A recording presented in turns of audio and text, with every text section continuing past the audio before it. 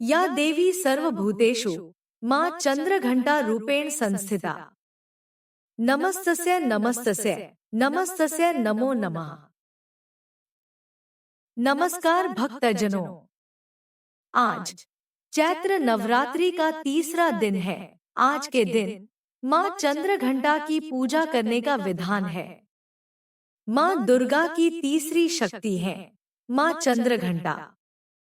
नवरात्रि में तीसरे दिन इसी देवी की पूजा आराधना की जाती है।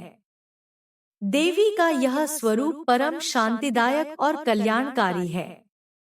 इसीलिए कहा जाता है कि हमें निरंतर उनके पवित्र विग्रह को ध्यान में रखकर साधना करनी चाहिए। उनका ध्यान हमारे इहलोक और परलोक दोनों के लिए कल्याणकारी और सद्गति देने वाला है। इस देवी के मस्तक पर घंटे के आकार का आधा चंद्र है। इसीलिए इस देवी को चंद्र घंटा कहा गया है। इनके शरीर का रंग सोने के समान बहुत चमकीला है। इस देवी के 10 हाथ हैं।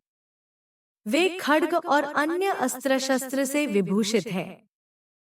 सिंह पर सवार इस देवी की मुद्रा युद्ध के लिए उद्धत रहने की है। इसके घंटे सी भयानक ध्वनि से अत्याचारी दानव दैत्य और राक्षस कांपते हैं। नवरात्रि में तीसरे दिन इसी देवी की पूजा का महत्व है।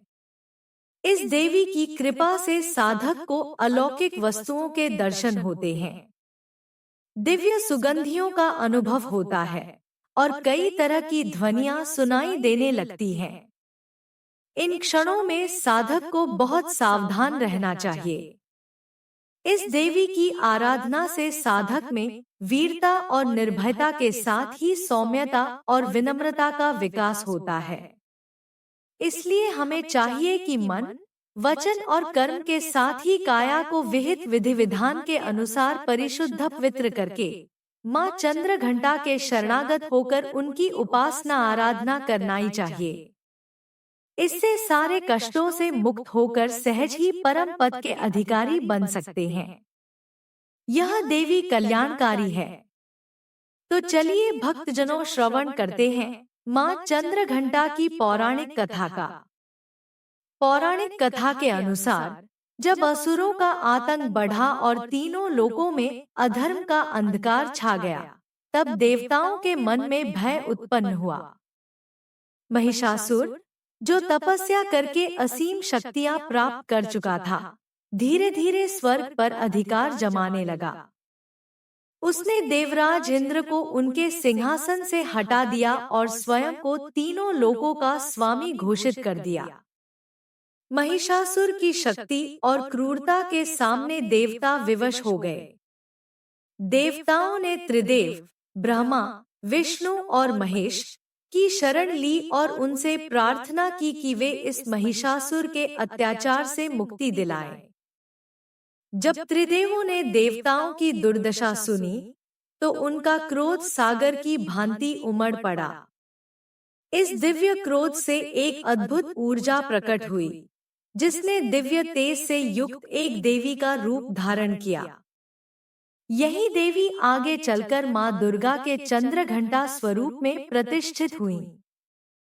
मां चंद्रघंटा के स्वरूप की अद्भुत महिमा थी। उनके मस्तक पर चंद्र के समान दमकता हुआ अर्धचंद्र था, जिससे उन्हें चंद्रघंटा कहा गया। उनका वर्ण स्वर्ण के समान दिव्य था। 10 भुजाओं में वे विभिन्न अस्त्र शस्त्र धारण किए हुए थी। भगवान शंकर ने उन्हें त्रिशूल प्रदान किया, विष्णु जी ने अपना चक्र दिया, अग्निदेव ने शक्ति, वरुण देव ने शंख और स्वयं इंद्रदेव ने उन्हें एक दिव्य घंटा भेंट किया। यह घंटा जब बजता तो समस्त दुष्ट शक्तियों में भय उत्पन्न हो जाता। जब महिषासुर को ज्ञात हुआ कि एक दिव्य शक्ति उसके विनाश के लिए प्रकट हुई है, तो उसने अपनी असुर सेना को संगठित कर मां चंद्रघंटा पर आक्रमण कर दिया। चारों ओर महासंग्राम छिड़ गया।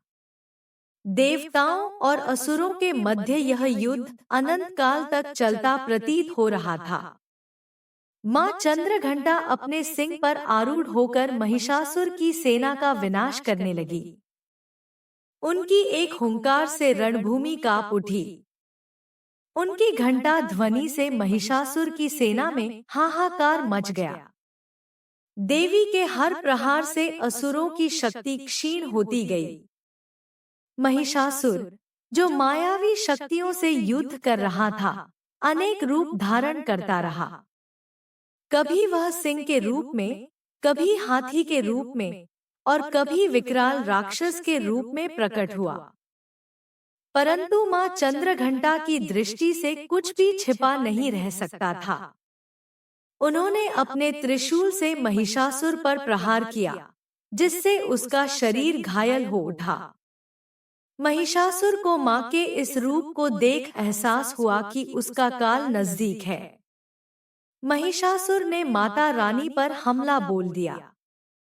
अंततः मां ने अपने खड्ग से महिषासुर का वध कर दिया और समस्त देवताओं को उसके आतंक से मुक्त किया।